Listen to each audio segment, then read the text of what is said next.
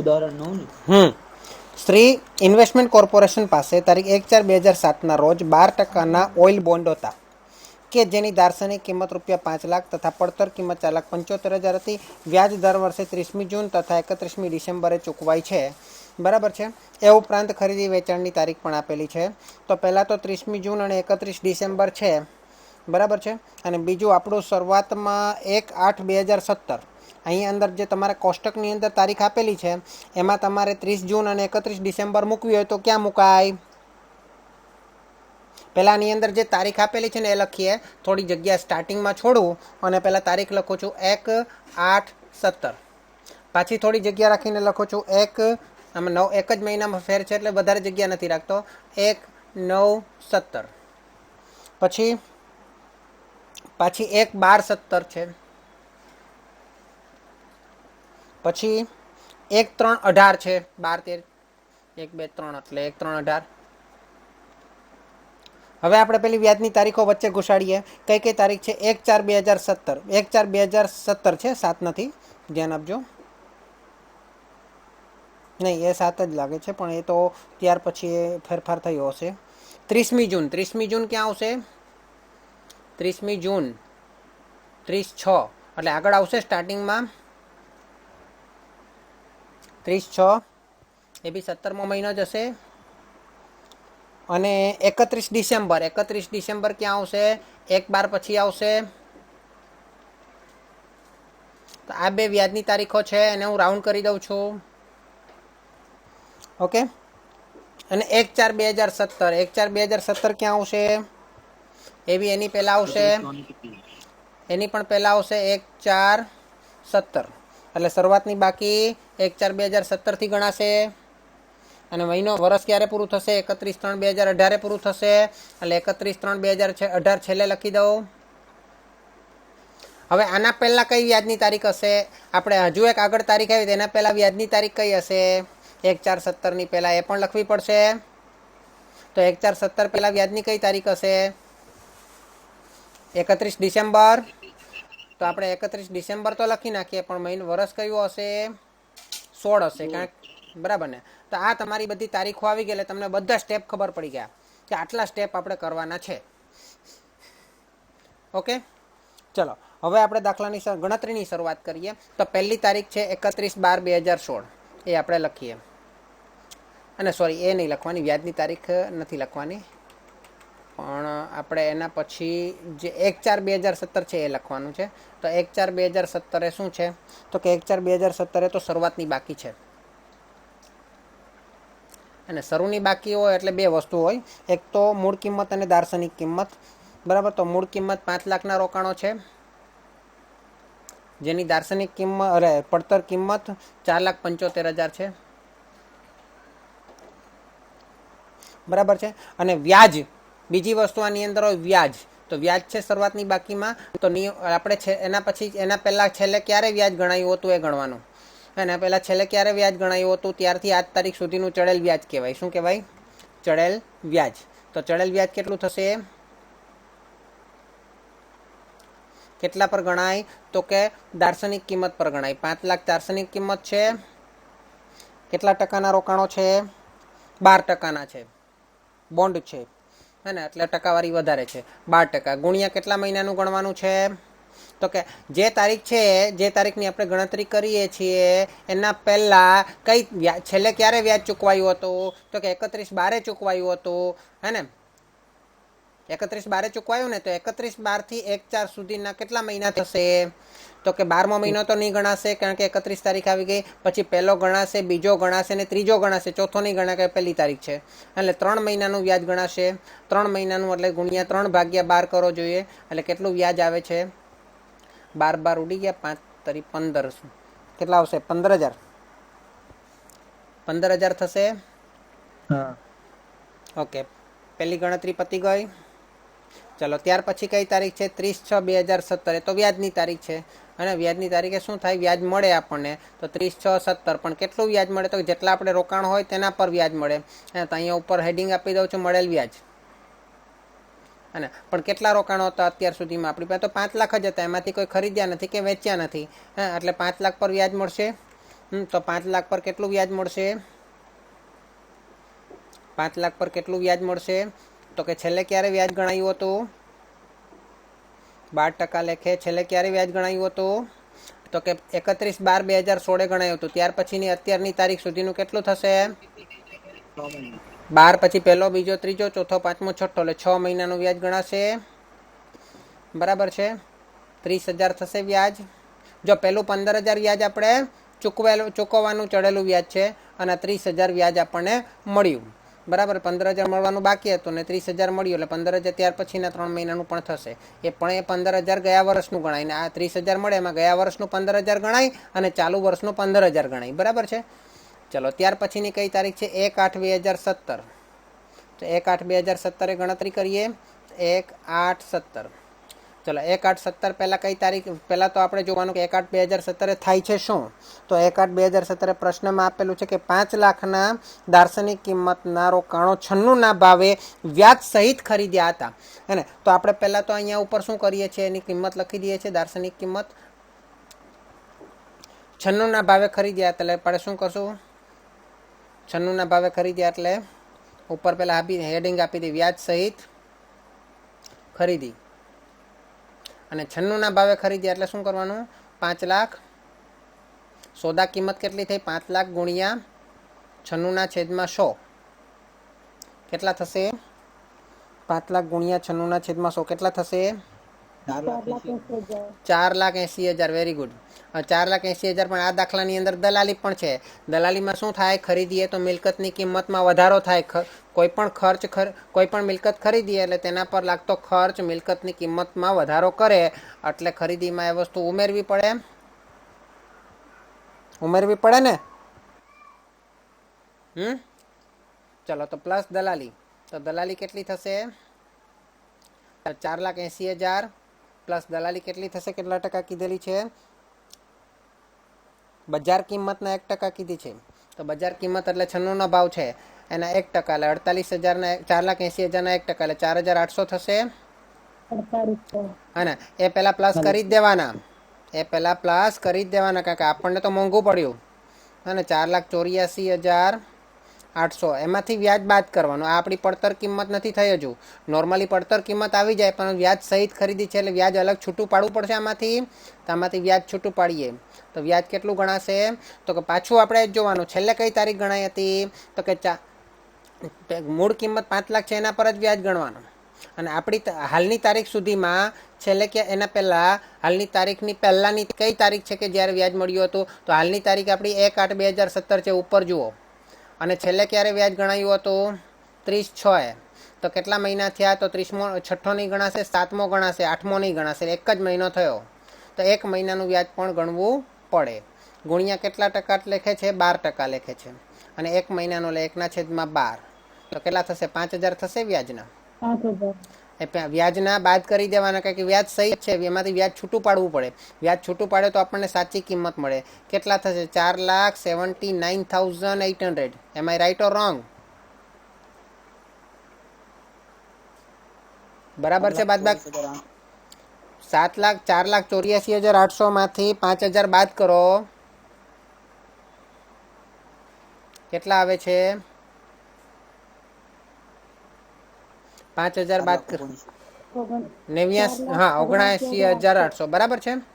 ચાલો, હજુ આપણે જોઈએ ત્યાર પછી કઈ તારીખ છે? 1/9/2017. ખરીદી કરીએ તો કઈ ટેન્શન નથી, પણ વેચાણ કરવાનું છે આ વખતે. વેચાણ કરીએ એટલે પાછી આપણી ટેન્શન વધી જાય. હે ને? 1/9/2017. બરાબર છે. તો 1/9/2017 નીચે લખું છું. પણ શું છે આ વખતે? બાજુમાં જ લખું છું, નહીં તો જગ્યા નહીં મળશે. બરાબર છે. હા, વેચાણો એટલે બે વસ્તુ ગણવાની. વેચાણની તો ગણતરી કરવાની, પ્લસ નફા કે ખોટની પણ, એટલે કે પડતર કિંમતની ગણતરી કરવાની. અહીંયા તો આપણી પડતર કિંમત ગણાઈ ગઈ, પણ ત્યાંમાં વેચેલ માલની પડતર કિંમતની ગણતરી અલગ રીતે કરવી પડે. બરાબર છે. ચલો, તો આ આપણી પડતર કિંમત. ઓકે, હવે વેચ્યો છે માલ વેચીએ એટલે કઈ તારીખે વેચીએ છીએ? પહેલા 1/9/17. 1/9/2017 વેચીએ છીએ, ધ્યાન આપજો બરાબર હે ને. એટલે ઉપર પહેલાં લખી દઈએ કે શું કરીએ છીએ, એટલે એની મૂળ કિંમત કેટલી છે, 1/9/2017 જે વેચીએ છીએ તેની કિંમત કેટલી આપેલી છે, દાર્શનિક કિંમત કેટલી આપેલી છે, 3 લાખ આપેલી છે હે ને. 3 લાખ આપેલી એ ઉપર લખી જ દેવાનું, એટલે વ્યાજ ગણવામાં ખબર પડે, વ્યાજ એના પર જ ગણાય. પરંતુ એનો ભાવ કેટલો છે, તો કે 3 લાખ ગુણ્યા 95 ભાવે, એટલે ગુણ્યા 95/100 હે ને. એટલે કેટલા થશે, 3 લાખ ગુણ્યા 95 2,85,000 થાય છે. ઓકે ચલો શાબાશ. હવે આની અંદર વ્યાજ બાદ છે, એટલે આની અંદર વ્યાજ છૂટું પાડવાની જરૂર નથી, પણ ગણતરી તો કરવી જ પડશે વ્યાજની, એવું નહીં કે ગણતરી નહીં કરવી પડે. પણ એ બધું પછી પહેલાં આપણે દલાલીની ગણતરી કરવાની. અહીંયા આપણે વેચાણ કરીએ છીએ, વેચાણ કરીએ એટલે આપણને 2,85,000 રૂપિયા મળશે, પણ એમાંથી આપણે દલાલીને ચૂકવીશું. આ 2,85,000 આપણને મળશે, પણ દલાલીને આપણે એમાંથી ચૂકવીશું નહીં. આપણે એમાંથી ચૂકવીશું, વાત સાચી, પરંતુ આપણે ચૂકવવાની જરૂર જ નહીં પડે, પહેલાં ભાઈ કાપી લેશે. ઓનલાઈન જ્યારે ખરીદ વેચાણ થતું હોય ને રોકાણનું, તો એમાંથી દલાલીના કપાઈને જ આપણા હાથમાં આવે હે ને. એટલે આપણે અહીંયા દલાલી ખર્ચ આપણે બાદ કરવો પડે. ખરીદતી વખતે કોઈ પણ ખર્ચ ઉમેરવાનો અને વેચાણ કરતી વખતે કોઈ પણ ખર્ચ બાદ કરવાનો હે ને. પૈસા કેટલા આવશે, ઓછા આપણે આવશે આપણી પાસે, તો દલાલીના એટલા ઓછા આવશે. તો દલાલીના કેટલા ઓછા આવશે, તો કે કેટલા ટકા છે, 1% પ્રમાણે, બજાર કિંમતના 1%. તો બજાર કિંમત કેટલા છે, બજાર કિંમત કેટલી છે, 2,85,000 જે આપેલી છે તે હે ને, એના 1% એટલે 2,850 થશે. બાદ કરો જોઈએ કેટલા આવે છે મને કહો.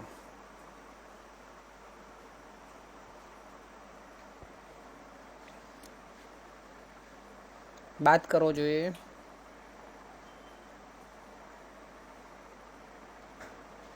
2,82,150 હે ને. આટલા આપણને આટલા પૈસા મળશે, પણ આટલા પૈસા તો મળશે પ્લસ વ્યાજ. આ તો આપણને રોકાણના મળશે, અહીંયા વ્યાજ બાદ કીધું છે, એટલે વ્યાજના અલગથી મળશે, વ્યાજના અલગથી મળશે. રોકાણો છે બરાબર, તો વ્યાજના કેટલા મળશે અલગથી, તો વ્યાજના કેટલા મળશે, તો કે ગણતરી કરીએ. હા એ જ છે રીત, એમાં કોઈ ખરેખર ગઈકાલે મેં તમને સમજાવેલું, એટલા માટે મેં આગળ પાછળ તમે લોકોએ કરી નાખેલું, પરંતુ દલાલી પહેલાં જ ગણતરી કરી લેવાની, એટલે એમાં ભૂલ ના થાય. ગઈકાલે તમારી ભૂલ થતી હતી ને, એનું કારણ એ જ હતું કે તમે પહેલાં વ્યાજ ગણી લેતા હતા, પછી દલાલી કરતા હતા હે ને. ખરેખર તમે વ્યાજ પ્લસ કે માઇનસ કરીને પછી પેલી મૂળ કિંમત પર દલાલી કરતા હતા. એના કરતાં તમારે વ્યાજને પેલું છૂટું જ ગણી દેવાનું, બરાબર. દલાલીની ગણતરી પહેલાં જ કરી દેવાની. ઓકે હા, તો જ સાચું પડશે, નહીં તો કન્ફ્યુઝ થઈ જશો.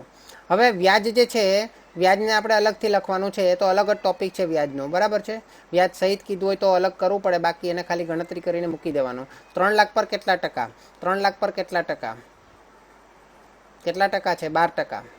હા ને. કેટલા મહિનાનું, તો કે આપણી તારીખ કઈ છે, 1/9/2017, એટલે 1/9/2017 પહેલાં ક્યારે વ્યાજ ગણાયું હતું, ક્યારે વ્યાજ ગણાયું હતું એના પહેલાં કોઈ જવાબ આપો મને.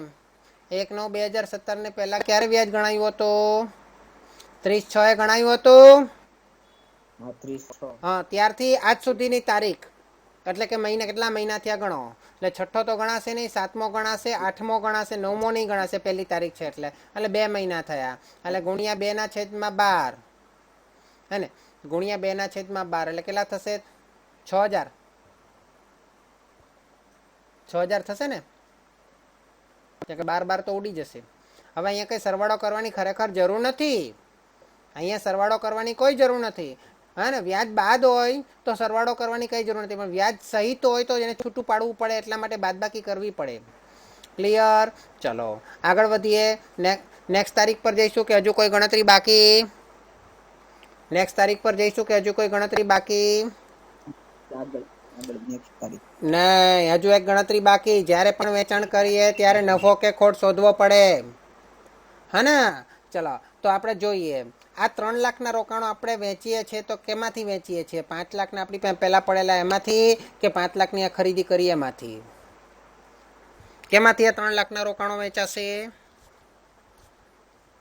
આપણે જે ખરીદી કરી હોય એમાંથી નહીં, અંદર ફીફો પદ્ધતિએ ગણવાનું છે. First in first out. જે પહેલા પડેલા હતા ને 5 લાખના એ ફર્સ્ટ ઇન થયેલા છે, એટલે એને પહેલા આઉટ કરવાના, એટલે એને પહેલા વેચવાના, એટલે 5 લાખમાંથી 3 લાખ વેચાયા. બરાબર છે? 5 લાખમાંથી 3 લાખ વેચાયા. બરાબર છે? ક્લિયર? ચલો, અહીંયા તો આપણને પડતર કિંમત મળી ગઈ હે ને. વ્યાજ પ્લસ નહીં કરવાનું, પણ પહેલામાં વ્યાજ બાદ કરીએ ત્યારે પડતર કિંમત મળે. ઓકે, ચલો આગળ જોઈએ. તો 5 લાખમાંથી 3 લાખ વેચાયા, એનો અર્થ એમ થયો કે 5 લાખની કિંમત કેટલી હતી? પડતર કિંમત. આ ખરેખર આપણી પડતર કિંમત નથી, આપણી સાચી પડતર કિંમતનો પહેલામાંથી મળશે હે ને. તો 5 લાખની પડતર કિંમત કેટલી હતી? 4,75,000 હતી હે ને. તો આપણે જે હાલમાં 3 લાખ વેચ્યા છે, તો 3 લાખની પડતર કિંમત કેટલી થશે? આ હિસાબે 3 લાખની પડતર કિંમત કેટલી થશે? 3 લાખ ગુણ્યા 4,75,000 ભાગ્યા 5 લાખ. 3 લાખ ગુણ્યા 4,75,000 ભાગ્યા 5 લાખ. 2,85,000. કેટલા? 2,85,000. 2,85,000. 2,85,000. 2,85,000 ને? ઓકે, તો 2,85,000 આપણી પડતર કિંમત આવી. આપણી પડતર કિંમત. આપણી ખરેખર પડતર કિંમત ના કહેવાય. આ પડતર કિંમત આપણી કેટલી? 2,85,000. અને આપણે વેચાણ કિંમત કેટલા? આ વેચાણ કિંમત કહેવાય. અને વેચાણ કિંમત કેટલી થઈ? વેચ્યા કેટલામાં? તો કે 2 લાખ. ખરેખર આપણે વેચ્યા તો પૈસા કેટલા આવ્યા? તો 2,82,150 આવ્યા હે ને. તો આપણને નફો થયો કે ખોટ ગઈ? 2,85,000ના રોકાણો 2,82,150માં વેચી દીધા, તો આપણને નફો થયો કે ખોટ ગઈ? ખોટ ગઈ. કેટલી ખોટ ગઈ? 2,850. 2,850. અને ખોટ નફા નુકસાન ખાતે શું થાય? ખોટ નફા નુકસાન ખાતે ઉધાર થાય, એટલે કે રોકાણો ખાતે જમા થાય. ક્લિયર થયું? નફા નુકસાન ખાતે ઉધાર એટલે રોકાણ ખાતે જમા કરવાનું. ત્યાર પછીની કઈ તારીખ છે? ત્યાર પછીની કઈ તારીખ છે? હવે તારીખ બદલાશે. ત્યાર પછીની કઈ તારીખ છે? 1/12/2017ના રોજ આપણે શું કર્યું? જરા વાંચી લઈએ. વ્યાજ બાદ ખરીદી છે. વ્યાજ બાદ ખરીદી છે, એટલે આની અંદર પણ મગજમારી નથી. પડતર કિંમત પહેલા મળી જશે હે ને. કેટલાની ખરીદી કરી? પહેલા એની મૂળ કિંમત લખી દઈએ, એટલે આપણને વ્યાજની ગણતરી કરવાની સમજ પડે. તો કે 4 લાખની ખરીદી કરી છે અને 4 લાખની ખરીદી કરી છે. ઓકે, અહીંયા ઉપર લખી દઉં છું ખરીદી. ઓકે, ચલો ત્યાર પછી વ્યાજ બાદ છે, એટલે કોઈ ટેન્શન તો છે નહીં. પણ 4 લાખ પર આપણે શું ભાવે ખરીદી કરી? તો કે 97ના ભાવે, એટલે ગુણ્યા 97/100 ગુણ્યા 97/100 બરાબર કેટલા થશે? 3,88,000. ઓકે, 3,88,000. હા, દલાલિયામાં શું કરવાનું? પ્લસ કે માઇનસ? ખરીદી છે તો માઇનસ. ખરીદીમાં પ્લસ થાય હે ને. એટલે કેટલે આવશે? 1%, એટલે કે 3,880 થશે. ક્લિયર? ચલો. ચલો સરવાળો કરો. 3,91,880. હવે વ્યાજ બાદ છે, એટલે વ્યાજ આપણને પડતર કિંમત મળી ગઈ. બરાબર છે? હવે વ્યાજ આપણે ખાલી અલગથી આપણે લખી દેવાનું. આપણે કોઈ એમાં સરવાળો કરવાની જરૂર નથી. ચલો તો વ્યાજ ગણીએ. તો વ્યાજ કેટલા પર ગણાશે? 4 લાખ પર ગણાશે. વ્યાજ કેટલા પર ગણાશે? 4 લાખ પર ગણાશે. 12% લેખે કેટલા મહિનાનું ગણાશે? તો છેલ્લે કઈ તારીખે વ્યાજ મળેલું હતું અને આજ સુધીની કઈ તારીખ છે? આપણી આજની તારીખ છે 1/12 અને છેલ્લે ક્યારે વ્યાજ મળ્યું હતું? 30/6 એ. આપણી આજની તારીખ છે 1/12 અને છેલ્લે વ્યાજ મળ્યું હતું 30/6 એ. તો કેટલા મહિના થયા? 7મો, 8મો, 9મો, 10મો, 11મો. 12મો નહીં ગણાશે હે ને. 12મો નહીં ગણાય, કારણ કે પહેલી તારીખ છે, એટલે 5 મહિના થયા. તો 5 મહિનાનું વ્યાજ આપણે ગણતરીમાં લેવું પડશે. તો 5 મહિનાનું વ્યાજ કેટલું થશે? 4 લાખ પર. 4 લાખ પર 5 મહિનાનું વ્યાજ 12% લેખે કેટલું આવશે? 20,000 હે ને. એને આપણે સરવાળો કરવાની જરૂર નથી પડતર કિંમતમાં. ઓકે, ચલો ત્યાર પછીની ગણતરી. ખરીદીમાં કોઈ આપણે નફો ખોટની જરૂર નહીં પડે. વેચાણ કરીએ ત્યારે જ નફા ખોટની ગણતરી કરવી પડે. ક્લિયર? ચલો ત્યાર પછીની ગણતરી કરતા આવડે તો દાખલા બધા જ ઇઝી છે. ચલો ત્યાર પછી 31 શું કરશું? 31 12 17 શું કર્યું તો કે વ્યાજની તારીખ છે, વ્યાજની તારીખ છે એટલે ચડેલ વ્યાજ અરે મળેલ વ્યાજ હે ને મળેલ વ્યાજ. તો મળેલ વ્યાજ માટે શું કરવાનું સિમ્પલ છે, આગલે છેલ્લે જ્યારે વ્યાજ મેળવ્યું હતું ત્યારથી અત્યાર સુધીનું વ્યાજ ગણવાનું. પણ કઈ રકમ પર ગણશું આપણે, કઈ રકમ પર ગણશું તો આપણે બધું જોવું પડશે. પહેલા આપણી પાસે 5 લાખના રોકાણો હતા, ત્યાર પછી બીજા 5 લાખના ખરીદ્યા એટલે કેટલા થયા આપણી પાસે 10 લાખમાંથી 3 લાખના વેચ્યા કેટલા થયા આપણી પાસે 10 લાખમાંથી 3 લાખના વેચ્યા આપણી પાસે કેટલા થયા 2 લાખ હે 7 લાખ. પેલા 5 હતા પ્લસ 5 એટલે 10 લાખ, 10 લાખમાંથી 3 ગયા એટલે 7 લાખ. આ 7 લાખમાં પાછા આપણે 4 લાખના ખરીદ્યા કેટલા થયા હા 7 લાખમાંથી પાછા 4 લાખના ખરીદ્યા એટલે કેટલા થયા 11 લાખ. 11 લાખ પર આપણે વ્યાજ ગણવાનું છે. તો 11 લાખ પર કેટલું થશે 11 લાખ પર 12% લેખે કેટલા મહિનાનું. તો છેલ્લે ક્યારે વ્યાજ ગણ્યું હતું 30/6.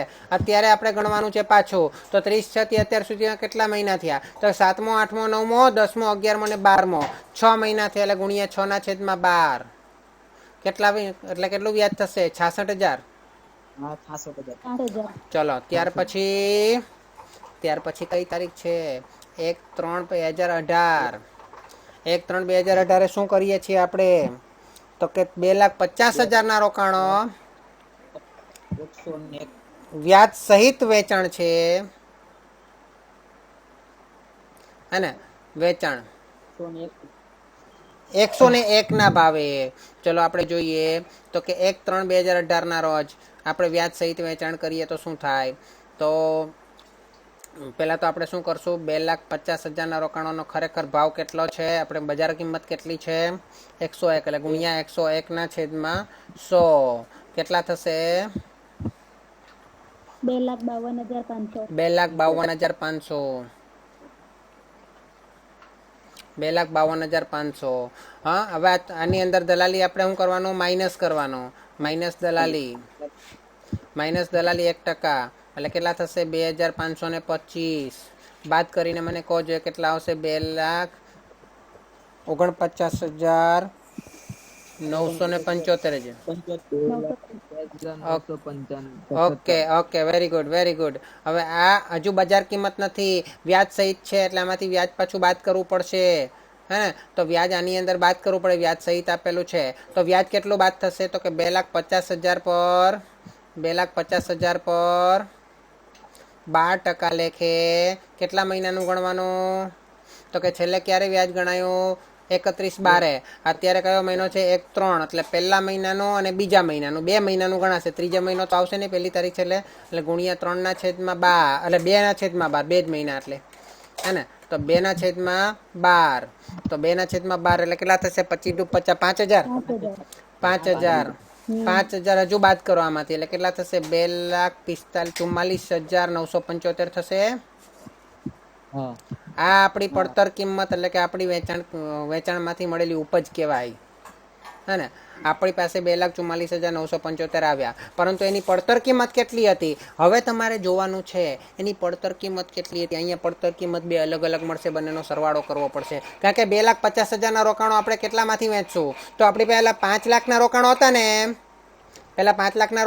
ને એમાંથી 3 લાખના વેચાઈ ગયા હતા એટલે એમાંથી કેટલા વેચ્યા હતા એમાંથી 2 લાખ બચ્યા હતા હે ને. તો એ 5 લાખના રોકાણનો એમાંથી ભાવ ગણવાનો 2 લાખ માટે એ 2 લાખના અત્યારે આપણે વેચી દઈશું તો 5 લાખનો ભાવ કેટલો હતો 4,75,000. તો એ પ્રમાણે આપણે એમાંથી 2 લાખ વેચીએ છીએ તો 2 લાખનો ભાવ કેટલો થશે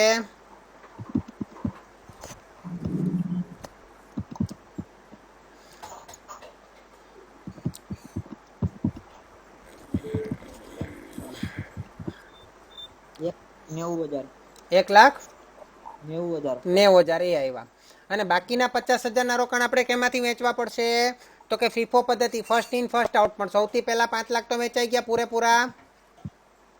ત્યાર પછી 1/8/2017 5 લાખની ખરીદી કરેલી એની પડતર કિંમત કેટલી હતી 4,79,800. એ પ્રમાણે બાકીના 50,000 વેચશું એટલે 5 લાખે કેટલા થયા 5 લાખની પડતર કેટલી હતી? 4,79,800. તો 50,000ની કેટલી? તો 50,000ની કેટલી?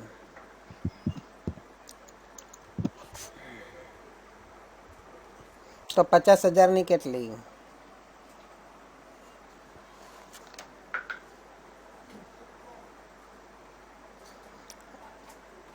કેટલા આવે છે? 49,780. નહીં નહીં નહીં 49 નહીં, 47,980. કઈ કિંમત લીધી તમે? પડતર કિંમત લેવાની છે. અને હા, એટલે એ 50,000ના રોકાણો 47,980 ના ભાવે અને 2 લાખના રોકાણો 1,90,000 ના ભાવે. કુલ કેટલા થયા? બંનેનો સરવાળો કરો.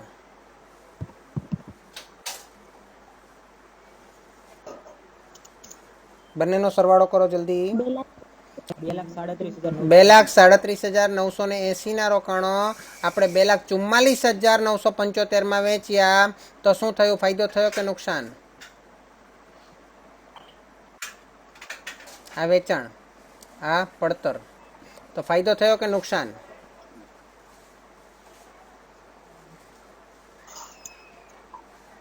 બોલો, ફાયદો થયો કે નુકસાન? બાદ બાકી કરો જોઈએ.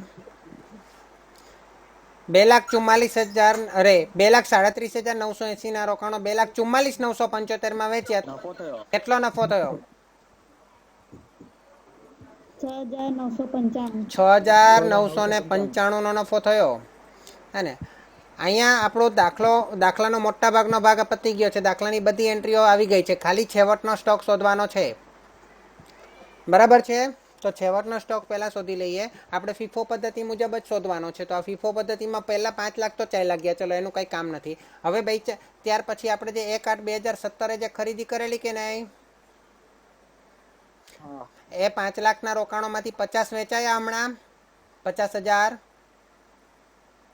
એ 5 લાખ ના રોકાણો આપણી પાસે છે. એમાંથી 50,000 વેચાય તો એના કેટલા રહેશે આપણી પાસે? તો 5 લાખમાંથી 50,000 વેચાય તો કેટલા રહેશે? 4,50,000 રહેશે. તો 5 લાખની કિંમત કેટલી હતી? 4,89,780. હે ને? 4,89,700 સોરી 4,89,000 નહીં, 4,89,800 છે. ક્યાં છે? 4,89,800. 5 લાખ એ 4,89,800. તો એ 4,50,000 ની વેલ્યુ કેટલી?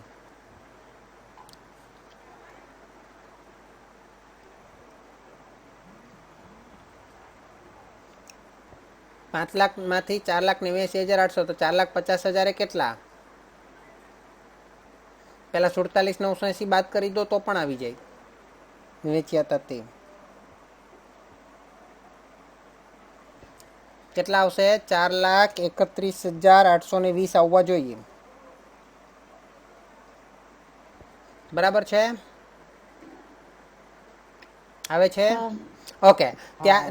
ત્યાર પછી આપણા બીજા કયા રોકાણો ખરીદેલા જે વેચાયા જ નથી હજુ સુધી? બીજા ક્યારે? 1/12/2017 ખરીદેલા. એનો કિંમત 4 લાખ હતી. પણ એની પડતર કિંમત કેટલી હતી? તો કે 3,91,880. એની પડતર કિંમત કેટલી હતી? જો ખરીદ એ વ્યાજ બાદ હતું એટલે એમણે પડતર કિંમત જ એ જ આવી જાય 3,91,880. સરવાળો કરો એટલે આપણી કુલ છેવટની બાકીની પડતર કેટલી થઈ ગઈ? 5 લાખની એટલે 4,50,000ની પડતર કેટલી થઈ? 4,31,820. અને બીજા 4 લાખના ખરીદેલા એની પડતર કેટલી? 3,91,880. હે ને? તો ખરેખર પડતર કેટલી થઈ? સરવાળો કરો. 8,23,700. 8,23,700 એટલે 8,23,700. અને પરંતુ એની બજાર કિંમત કેટલી? આપણી પાસે રોકાણો કેટલા છે? 4,50,000 પ્લસ 4 લાખ. એટલે આમ ખરેખર રોકાણો કેટલા છે? 8,50,000 ના રોકાણો છે. હે ને? પણ એની બજાર કિંમત છેલ્લા વાક્યમાં આપેલી છે. જુઓ જો છેલ્લા વાક્યમાં શું છે? છેલ્લેથી બીજું, બોન્ડની બજાર કિંમત 98 રૂપિયા છે. કેટલી છે? 98 રૂપિયા. એટલે આને 98 માં કન્વર્ટ કરો જોઈએ. 8,50,000 ગુણ્યા 98 છેદમાં 100. 8,33,000. 8,33,000. મને કહો છે કે આપણી ચોપડે કિંમત એટલે કે પડતર કિંમત વધારે છે કે બજાર કિંમત વધારે છે? બજાર કિંમત વધારે તો આપણે કઈ લેવાય? સ્ટોકની કિંમત કઈ લેવાય હંમેશા? ઓછી હોય તે. ઓછી હોય તે, એટલે 8,23,700 જ લેશું. 8,23,700. હા, એટલે ઓછી હોય તે લખી દઈશું. બરાબર છે. છેલ્લે આપણે ગણતરી કરવાની આવશે વ્યાજની. તો વ્યાજમાં ઉધાર બાજુનું વ્યાજ અને જમા બાજુનું વ્યાજનો ડિફરન્સ કાઢવાનો. બરાબર છે. મોટા ભાગે ડિફરન્સ ઉધાર બાજુ જ આવશે, એટલે નફા નુકસાન ખાતે જમા કરવાનું, અને કારણ કે રોકાણો ખાતે ઉધાર આવે એટલે ત્યાં વિગતમાં લખી દેવાનું નફા નુકસાન ખાતે જમા. તમારો દાખલો પૂરો થયો. ફરીથી જરા આપણે જોઈ લઈએ લીફો પદ્ધતિ. સૌથી પહેલા 5 લાખના રોકાણો હતા આપણી પાસે. કયા ભાવના હતા? 4,75,000ની પડતર કિંમતના હતા. ત્યાર પછી શું થયું?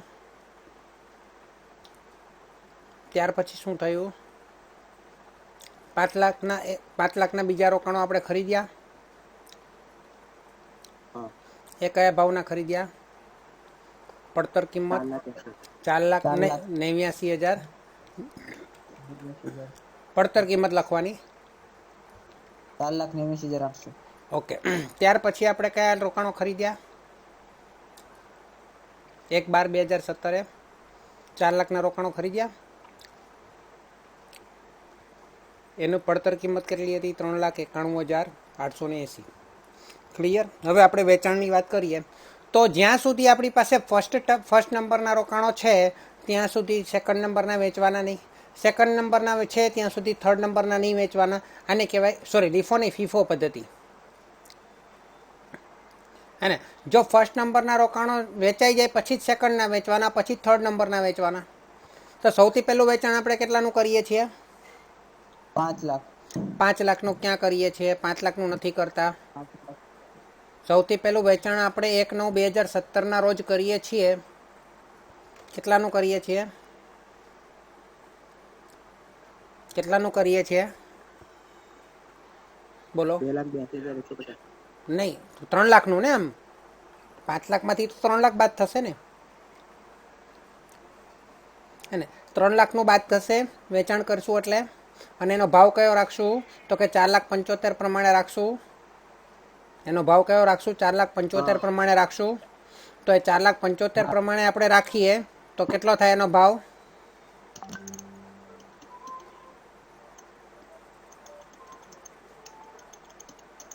2,85,000. 2,85,000 થાય. હવે બંનેમાંથી બાદ કરો. 5માંથી 3 જાય તો 5 લાખમાંથી 3 લાખ જાય તો 2 લાખ. અને 4,75,000માંથી 2,85,000 જાય તો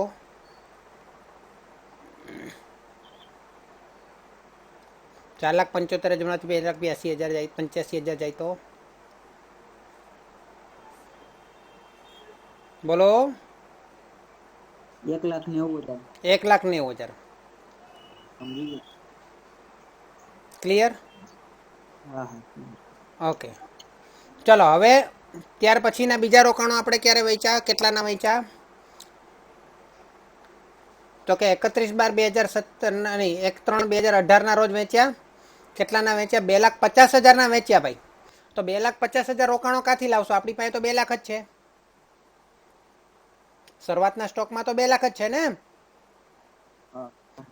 તો આપણે તો 2,50,000 વેચવાના છે. તો 2 લાખ કેમાંથી વેચવું? 2,50,000 કઈ રીતે વેચવું? તો પહેલા તો શરૂઆતના સ્ટોકમાંથી 2 લાખ વેચવા પડશે, અને બાકીના 50,000 બીજા સ્ટોક ખરીદેલો એમાંથી વેચવા પડશે. એટલે 2 લાખ વેચશું તો એનો ભાવ કયો આપણો આવ્યો? 1,90,000 આવી ગયેલો હતો ઓલરેડી. અને નિયમ જ પડે તો પ્રમાણસર બી ગણતરી કરીને તમે ચેક કરી શકો. ઓકે. તો બી 1,90,000 આવી જશે. 5 લાખે 4,75,000 તો 2 લાખે કેટલા? 1,90,000 જ આવશે. એ રીતે બી કરશો તો એટલે બચ્યા આમાંથી 0. હવે આ 5 લાખમાંથી 50,000 વેચ્યા તો એનો કયો ભાવ લેશું આપણે? 5 લાખે 7,89,800 તો 50,000 કેટલા? 47,980. જે આપણે છેલ્લે લખેલા. હે ને એટલે એની પડતર કિંમત કેટલી થઈ? પહેલા 2 લાખની 1,90,000 થઈ અને 50,000ની 47,980 થી બંનેનો સરવાળો કરીએ તો આપણને સાચી પડતર કિંમત મળે 2,37,980. અને એની આપણે સરખામણી વેચાણ કિંમત સાથે કરી એટલે આપણને નફો કે ખોટ મળે 6,995 નો નફો થયેલો ને. તો સરખામણી કરી ત્યારે ને તો આ 5 લાખમાંથી કેટલા બચ્યા? આ 5 લાખમાંથી કેટલા બચ્યા? 4,50,000. હા 4,50,000. અને આ એની પડતર કિંમતની દ્રષ્ટિએ બાદબાકી કરો તો કેટલા આવશે?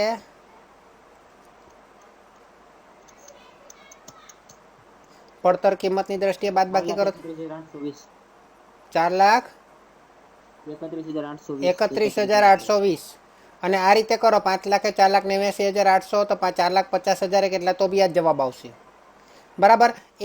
એક તો 4,50,000 સ્ટોકની કિંમત આટલી અને બીજા 4 લાખની સ્ટોકની કિંમત આટલી. કુલ સ્ટોકની કિંમત કેટલી થશે?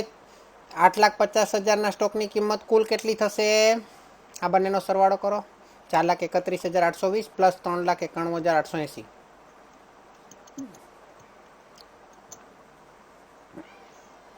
કેટલો આવે છે સરવાળો?